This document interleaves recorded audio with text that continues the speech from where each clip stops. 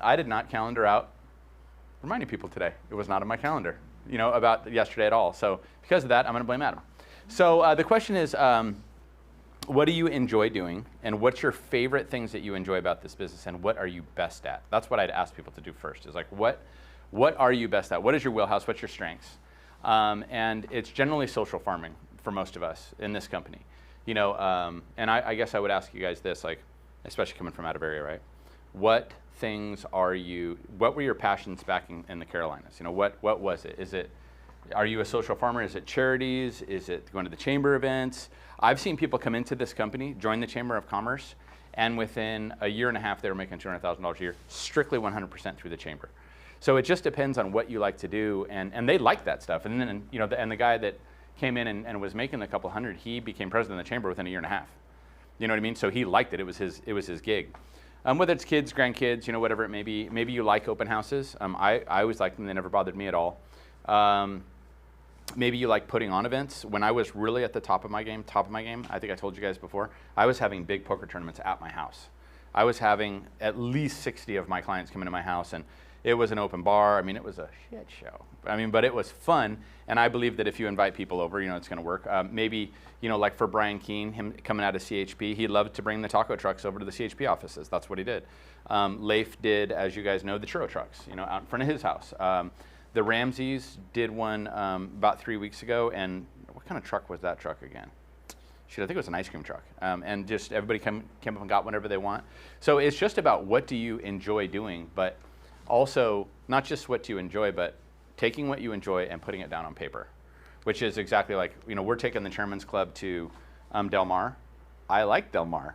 I'm doing that for me, and then in the past we've taken them to Catalina. I like Catalina. I'm doing that because that's fun. The times we've done a cruise for 3 days, I like cruises. You know what I mean? So it's like, by doing the things that you enjoy at the same time, it makes it so that you really like what you're doing, So that's kind of the key.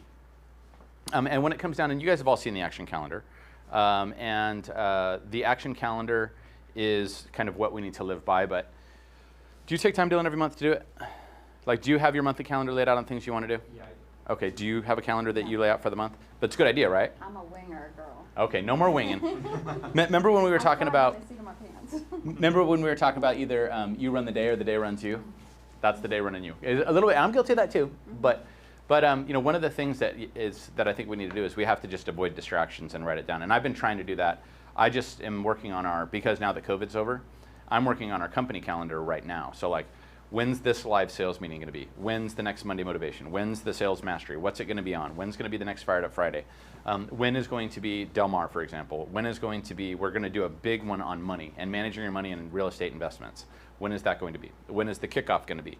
When is the business planning event going to be? Like, I know it sounds crazy, but like, I'm laying out the rest of the year for us, which is exactly what you guys should be doing as agents, right? Everybody out there should be doing that as agents. So, but I've been working on it for like 4 or 5 days because every time I sit down with it, I get distracted, or Margaret buzzes through, or some problem comes up or whatever. And so I need to take my own advice, and that is like, to get that calendar done, we have to avoid distractions and locking yourself away and calendaring out when you're going to do your calendar. Calendaring out when you're going to do your calendar. So and like I said, closing your emails, paying your kids to go away, your grandkids to go away, your parents, anything at all. It's just the most important thing each of us can do is laying out that calendar. And when I lay out a calendar, the most important thing to me, even though my kids are grown and gone, is I think home life is the most important thing. And I think if you're not balanced at home, and I'm sure you've run into this, if you're having a disagreement with your husband, or if you are upset about something, I can't focus. I can't focus at all if I'm having any problems. So the first thing that I think we always need to do is we need to lay out exactly what things are going to be in our home life first. So if it's a parent's anniversary, you need to know that. If it's your boyfriend's birthday, you need to know that. If it is going to be your Thursday night date night, you need to do that. If it's your best friend's birthday, if it's the time that you absolutely are going to be doing a little mini triathlon, whatever it may be, I believe that you should lay out your personal life first, because I think, isn't that kind of why we're on the planet, is to take care of our personal lives and be happy there first? Then after you have kind of the healthy, happy life pieces put together, at that point, we go straight to client communication. Straight to client communication. Boom. What am I going to do? How many of them am I going to do? What day am I going to do them? What time? What are they going to say? And so texting out, like for example, I blew it yesterday because I did not put in my calendar that I was supposed to text people about today. That did not make it in my calendar, and now I get to deal with Adam. Right? Yeah. And so text out, when are you going to send personal notes? And I went and I bought Father's Day cards for my dad and my stepdad, and I didn't put it on my calendar to exactly when I was supposed to write them out, because I do that with holiday cards. I didn't send them. Are you guys ever guilty of that? You know what I mean? So had I put down, write out Father's Day cards, dopey, I would have done it, but I didn't. So, personal notes, social media, open houses, networking events, everything, anything and everything. If you have that on your calendar tight, the most effective I ever was is when I was using my calendar on my phone. And I had that thing so dialed in, and I had my notifications set right, and I literally was just a drone walking around, like doing exactly what it told me. But that was the most effective I've ever been, because I had everything planned out so far in advance. Do you use your calendar on your phone? Do you use a big hard copy so that you can look at it also? Sometimes, yeah. Yeah, do you use a big hard copy? Do you have a book or? Yeah, those are huge. So, but the one thing I do want to say is, no matter what though, even on an anniversary day, even on Thanksgiving, even on Christmas, New Year's Day, Super Bowl, whatever, we always have 10 minutes that we can send out some messages to somebody. There's always somebody. So I always recommend in every calendar that we put at least 10 minutes of something. 5 texts is enough, because for some people, 5 texts is more than they're doing now, to people that they haven't talked to in a while. So just a thought. Because what happens is you get an escrow going, you get a couple escrows going, and then you just space out. You worry about those escrows. I know you got to be guilty of that because you've been in the business a long time. We're guilty of that. And then we don't prospect. We don't send out those texts. And it's like, even no matter how busy you are, I got to send these 5. My calendar says I got to do it. And then you can go back to being a fireman again and working on your deal issues. Also having somebody to review them. Like if you have a calendar and you guys want me to review it, I will. If you're working with Sonia, she will. If you're working with Tom Wysocki, he will. If you're working with Courtney, hey, I just need somebody to hold me accountable. Can I have you just take a look at this once a week with me for 10 minutes just to make sure I'm doing it? That would work. And had I truly known that calendar secret a lot sooner than I did, I guarantee you I could have been retired by now. Or I at least, not that I would have been, but I could have, but I just didn't think about all those action items, and I didn't realize it until a little bit later how important those prospecting activities and doing all those things are. So one of the others, and I think we're moving on to chapter 9 now, and that's goals and creating your fuel. And as you guys know, in real estate, I think the reason people fail, hands down the reason people fail, maybe you'd agree with this, Leanne, is because they don't have a boss. They don't have a boss, they don't have a supervisor. Those people, we hate the man. They don't have a boss. And why would they fail? Because they don't have a boss? Because in the past, depending upon, that's why people that come from engineering backgrounds and stuff like that, they flop. They flop. Like if they're coming from a machine shop and they've been there, and because they don't have anybody telling them what to do. There's a lot of people right now maybe that are sitting at home with nothing that they're going to do today, watching the show on Facebook, and they're never going to do anything today because there's no boss saying, get your ass into the office. At least the one thing about coming here, and this is what I've thought about for the Monday mornings and the Wednesday mornings, at least you're up, ready to go, going to work, you know what I mean, fired up. You're going to go straight to the office after you leave here. So, and the boss, the reason that the boss is important is the boss generally has the vision. They have the authority. They can yell at you. They can make you show up. They can make you clock in. All of our people here clock in. They have an understanding of the goals. They have experience. They have the information. And the employee is generally a worker bee, right? I mean, they come in, here's your task, here's the thing you got to get done, and you do it and all that sort of stuff. But we don't have that anymore. We don't know. And the boss knows, hey, we need to get this many homes sold. That's why people like to go on teams, right? This many units done. We need to make this much revenue. We need to follow these steps in the plan.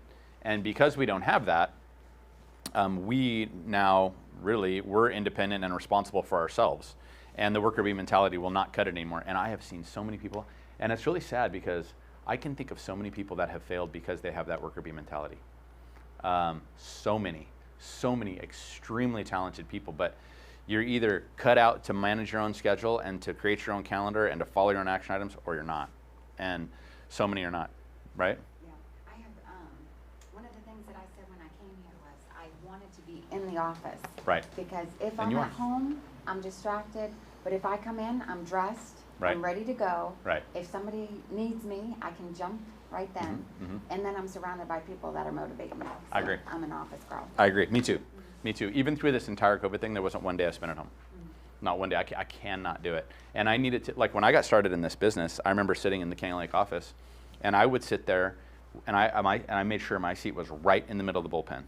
And I could hear John Horton going for price reductions. I could hear the Zings going for listing appointments. I could hear Margaret lining up buyers. I could hear everybody in that room doing everything that they needed to do.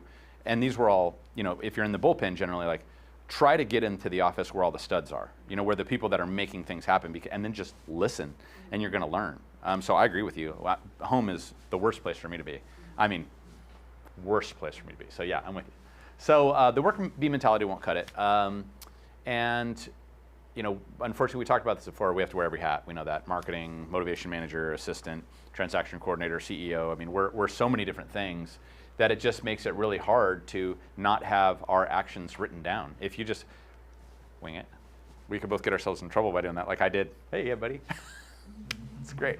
So anyways, so goals, you know, the other thing too about, you know, being the boss and being successful is we have a goal. We know what we want. Hopefully, you know, I know we fill out those books every year.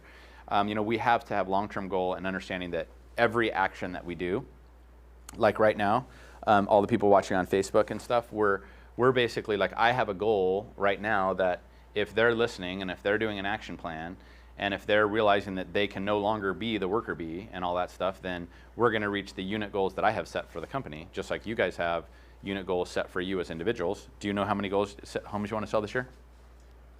As many as possible. Okay, we need a number from you. Okay. Do you know how many you want to do? I would like to do 12. Okay, that's perfect, one a month. Okay, so everybody just needs to know, like, okay, is the action when I got up, is coming in here going to help me get to my 12 deals? That's the question. And once it's not, then you don't want to be here, right? I mean, so you have to determine, is every action that I'm taking trying to get me to that goal of 12 deals or 24 deals or 36 deals or 60 if you're Murphy or whatever that may be. And then, of course, one of the other things, and this is the cliche thing that Anthony Robbins and Brian Tracy and every motivational speaker in the world says is, why do we work, right? Like, what is that motivation to get me to that goal? And like for me as a broker manager, if somebody comes up to me and says, hey, I heard what you said, I sat the open house, I said this in the open house, I just opened an escrow, that's a success. Like for me, that's what I love. Having somebody tell me that it worked. I sent a personal note, they called me back and referred me their mom. Or I sent them a text and they said, you know what, I do know somebody that's looking to sell right now. So really it's, or if somebody tells me, hey, I bought my first rental. I was listening to the class that you did on investments and I bought my first rental, and I like, that's what it's all about for me. So for you guys, it might be, hey, I bought my first house. You know, you helped me get there. I finally bought my first investment. You sold me that rental in Sun City, Dylan, thank you. Whatever it may be, you have to find out what you enjoy and what motivates you about this business. And for me, and I think this is what's hard for everybody, but for me, when somebody fails in this business, I do take it personally. It's just, I take it personally, like I wasn't giving enough value, I wasn't giving them the information they needed, and for you guys, probably when you're writing 32 offers for people and they end up not getting a house, you take that personally as if you failed. And next thing you know, they're just back, you know what, we'll just rent, you know, because you couldn't get them in anywhere. So that's a failure, it hurts, you know, so there's the why, there's the positive things, and then there's the negative things. So one of the things we do every year, and you guys know this, you don't yet, but in our business planning events, we take private time and we decide what is our motivation, what things do we want, how much money do we want to make, what do we want our retirements to look like, how much money do we want in passive income, what action items do we need for our business. We literally spend a day or two on our business planning just writing out everything you'd possibly want to know. And you know, what are your material goals? What are your personal goals? Maybe you wanted to learn guitar, or you wanted to take a trip to Europe, or you wanted to buy something for your sister, or whatever it may be. So figuring out exactly what your goals are is really important to us. So you'll see, like, the end of the year is one of the most important things. And on page 81, there's a, in the book, if anybody has it, you can see there's a matrix in there, and that matrix is the goal. So let's say I wanted to learn how to play guitar. Why? Dad played guitar and never gave me enough hugs, and maybe if I play, he'll love me. All right. And then what's the first action? I'm going to set my first appointment, you know, with, you know, Guitar Center, the place next to Guitar Center that has this. And then, so like one of the things we do is we list out everything that's important to you. So it might be playing guitar. It might be learning Spanish. It might be, you know, to be the team mom. It might be to get down to, you know, 130 pounds. It might be to get down to 200 pounds. It might be, you know, whatever to, you know, run a mini marathon. It's personal goals is where we always start. There's three things that we like to focus on: personal goals, financial goals, and material goals. Something wrong with doing material goals. So that being the case, and then we prioritize them. So, oh, you know what? The most important thing is me doing this mini triathlon. Second thing might be this. Third thing might be that. So, personal development number one, material number two. Whether maybe it's a pool, maybe it's a new car, but I think you have to have those goals too, because it's always fun when people look back at what they wrote down and realize, I always wanted a Jaguar. Now I have one. I always wanted a pool. Now I have one. I always wanted a rental. Now I have one. So, material is a big one. And economic and financial is another one that we spend a lot of time on, and that is maybe you want to be debt-free. Maybe you want to have passive income. And this is a question that I ask a lot of people, and this is one of the things we do in business planning too, is how much do you need to retire? Coming in passively each month. And I think you should be able to rattle off that answer right now. I talked to a very successful person that I know yesterday, and she said that she's at 6,000 right now, and she's trying to get up to 10,000. And she's 61. And she's trying to get to 10,000 before she retires. Because, again, it's not about age, it's about passive income. It's about how much money you're bringing in for doing nothing. So if I know that, if I know I'm trying to create this much passive income, I'm trying to get it done by a certain amount of time, and then you're going to do what we said before, which is, here's my goal, passive income of 10,000. Why do I want it? Because I want to be able to tell these buyers and sellers that bust me up a little bit that they can kiss my. And then next one, the first action I need to take, and I can tell you the action is always the same for financial. Build a calendar. Build a calendar and follow it. End of story. And that calendar can be like, hey, in July I'm going to buy a rental. For the first time I'm going to put a 15-year loan on it because I'm 50 and I'm going to close and it's going to pay out at 65 with no more loan. Whatever that may be. So economic and financial goals are important. And that ties into the next piece, which is living and breathing your numbers. So when I was asking you, how many do you want? You're like, as many as possible. If I was to ask Jennifer Murphy or Mike Zing or Kayla or any of those guys, what's your numbers at right now? How many closings do you have? They're going to say 22. How many do you want to have? 44. Because that's going to get them to the goal that they want to do. So you should be able to, and this is where it'd be great to get to, Dylan, is rattle your numbers at the drop of a hat. I'm at 3.5. I've got 8.5 to go to hit my 12, or whatever. And then determine your financial goal. So if let's say, and here's one of the things I'm big on is let's say you wanted to make 100 grand. Let's say after all of your splits and your deductions and your expenses and your phone and your car and your travel and all that sort of stuff, I wanted to hit 100 grand and I know I'm averaging $10,000 a deal. I'm going to I want to make 100 grand. I know I'm averaging $10,000 a deal. I'm going to divide that and that tells me I need to hit 10 deals, right? So that's how we've always done it is, what is my financial goal? What am I averaging per deal? And so at the end of the year, Leanne, one of the things that we do is we write down exactly, we give you a sheet that says your net, what you're averaging per deal, or even, and if you, since you just moved to the area, we'll put down, this is the average per deal in this company. And then you can go, okay, cool. So I know based on that, I'm not worried about selling $1 million house or a $30,000 lot. I need to hit units. And I know I need to sell 12 units. So your 12 units, I'm going to assume, is realistically 6 figures. Jessica Wells says she needs $15,000 a month. Ethan says he needs 10, and Derek says he needs 5. Well, the big question is, what are you doing to get there? Yeah, what are you doing to get it, guys? And you know what? And that's why I can tell you right now, from here, we're going to go into financial stuff. I mean, not today, but like I want to talk about money. And I'm going to bring in the mastermind. I want to talk about what are you doing about your money? Are you buying? Is it a good time to buy? Is it a bad time to buy? How do private loans work? How can I get into this game? Oh, I can't do it. I'm not in a situation. I don't have money. I can never buy a house. That's bullshit thinking, because we can all buy property. We can find it. If you have the will, you will find the money to buy whatever you want. Do you agree? You will find it. And I used to watch Hanson McCoy when they're like, we're going to buy this huge piece of land, all the sod farms out there on Winchester Road. We're going to buy this stuff. I'm like, and he goes, we just went into escrow. I said, where are you going to get the money at? $6 million. We don't know. We have no idea. And boom, they find it. We're going to buy this. They bought this huge building that they have their facility in for all their, medical marijuana sales and all that stuff. Huge, like Stater Brothers size building. How are you going to get it? I don't know. We went into escrow on it. How are you going to do it? I don't know. We'll figure it out. And they do. So really, that's what it's about. And they had nothing going in, So that's where we got to start. But we do have to look at our net, divided by our financial goal, and that'll determine the number of units. And I'm really big on that. So number 11, last one, is having a winning mindset and persona. We all have God-given talents. Yours are different than mine. Adam's are different. Tristan's are different. We all have different God-given talents. Would you agree? God giveth and God taketh away, because I've seen some really successful People that, you know, are really good looking and they're about as smart as a rock. But they're good looking, so they got that. Or, you know, they're not so much, but they're super smart. Or, you know, so it's just everybody is given something different. So for me, I'm not shy, you know, but I have ADD. I'm a control freak, and I forget to do shit. It's just what we do. You guys know what I mean? And we always joke that success is when opportunity meets preparation. Don't look at me in that tone of voice. Success is when opportunity meets preparation. We know that. And it's really cool because when I did text a few people this morning, I said, hey, can you come in? I can't. 2 people had listing appointments this morning. And so for me, they've been at these classes. It's their first listing appointments, which is, you know, but they've been here and they're ready.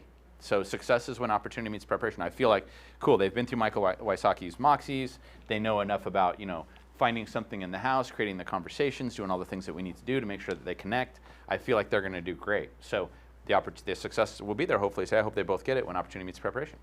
And that excites me. So other thing is, so Dylan, if you're saying as much as possible, let's say that you wanted to do 14 deals this year, and which would be like whatever, 120 to 140,000, maybe something like that.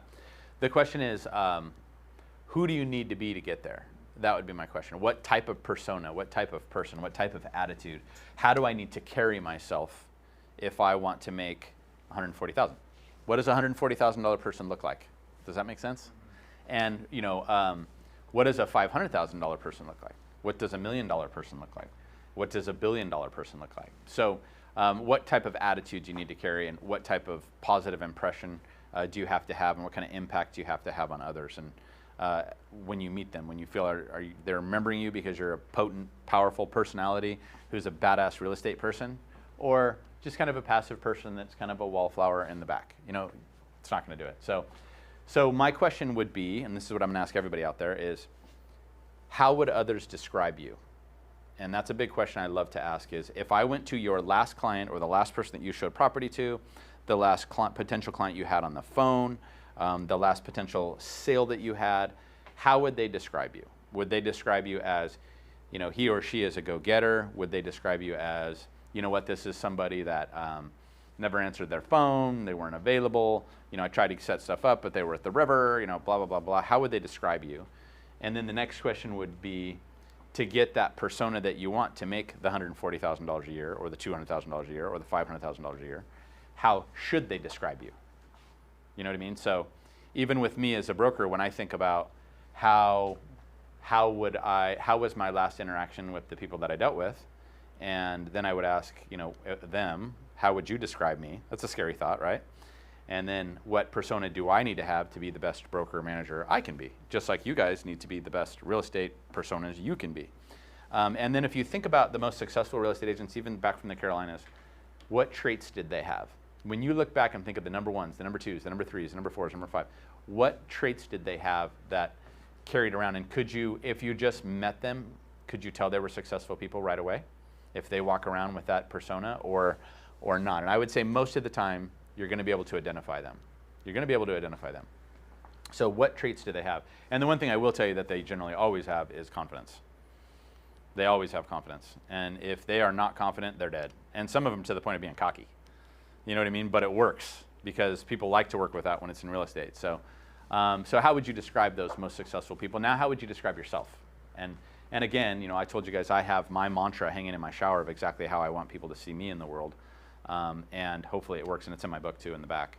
But hopefully you are doing some form of a mantra. Do you have a mantra? Do you have a mantra? Okay, good. Everybody should have one. You know, it goes all the way back to the Buddhist monks, right? Those guys just chant, and they have their positive affirmations, and they're saying things over and over and over. And I can tell you my mantra that I had, if it were not for that mantra, I would not have written this book. I would not have written this book, but I told myself in my mantra that I was going to do that. And it's just important that you do have something written down that you're reading. And you know, we did one for everybody in the company that are all being distributed right now, everybody that turned them in during the last sales meeting, just something that they can read daily. So anyways, as you guys know, like, and this is kind of the last few things, how are we doing on time? This is a really short one today. Is that cool? All right, so. You're the boss, Chuck. That's right, I am, huh? Thank you. All right, so the last thing is, you know, success in this business, and you guys would agree, it's not about education. We know that. I'd say probably of the 300 agents we have, there's maybe 8 degrees, maybe 5 degrees, which is pretty crazy. It's not about education. The most successful people in this business generally overall are women. It doesn't matter what gender you are. It doesn't matter what ethnicity you are. It doesn't matter, there's really nothing. The only thing that matters is what's your experience, what's your plan, what's your actions, how do you feel about yourself? And for most of the people that are on these calls, as we get more and more experience, we get better and better. And I keep thinking about that quote that people give up right before they're about to break through. And there's so many people in this business that I believe do. And I've taken beatings. I've lost listings. I've had people yell at me. I've had people hang up the phone on me. I've had all that sort of stuff. But that's what gives us the experience and to get better. And have you had any beatings yet? Have you ever been yelled at? I got one yesterday. You got one yesterday? Yes. And look how sweet you are. I know. What was it about? It was a Facebook post. I have Tuscany Hills face neighborhood. Right. And I thought, I'm going to introduce myself. And Oh, boy. I'm going to offer them my service. Yes. And I'm going to give them a neighborhood report. So introduce yourself into a private group. Into a private group. Uh-huh. And I got a laugh. My first, instead of a like, some girl laughed at it. Uh-huh. She's probably a realtor. She probably is, yeah. Yeah. And then the post went away. So she And was then they probably deleted your part of post? the committee. Well, yeah, part of the thing is when people do the private, most of those private communities, the realtors built them. They're all run by realtors. I mean, no, I know they are. She laughed at me and took it down. Isn't that funny? But you're not gonna let that get to you, are you? No, because you do have to have hard skin in Yeah. real estate. You're You gotta have going thick skin. to have those people. You just have to laugh. They're gonna, try to drag you down. So, so she got her post deleted, somebody laughed at her first, all that sort of stuff, but you just keep charging. Yeah. You just keep charging. Hopefully somebody saw it, and that's what I mean by bumps and bruises. And the most successful people still, I've had people, I remember one guy, it was like when I first started in the business, I was his assistant. I started out as an assistant in this business. And he had like 11 escrows going, and one of the smaller deals we had fell out of escrow. I swear to God, the guy was crying. He was hiding it, but he was practically crying over a deal that fell out of escrow. And I'm just like, dude, you got 11 deals going. What are you crying about? But he was so upset, but it happens. Deals fall apart. So anyways, but in conclusion, here's what I think are the 4 keys. And this is really what the book comes down to. Be likable and visible, right? Be likable and visible. Focus on lead generation. Every activity needs to be about buyers, sellers, and referrals. You have to have a calendared set of actions. These are the things I'm going to do today. These are the things I'm going to do next week. These are the things I'm going to do next month. Perfect example, holiday cards. When are you going to do it? When are you going to buy them? I actually have on mine. Buy them on December 1st. Write them on December 10th. Mail them on December 12th. If you don't, like I said, I didn't send out my Father's Day cards. I feel terrible. I called them and it just wasn't the same.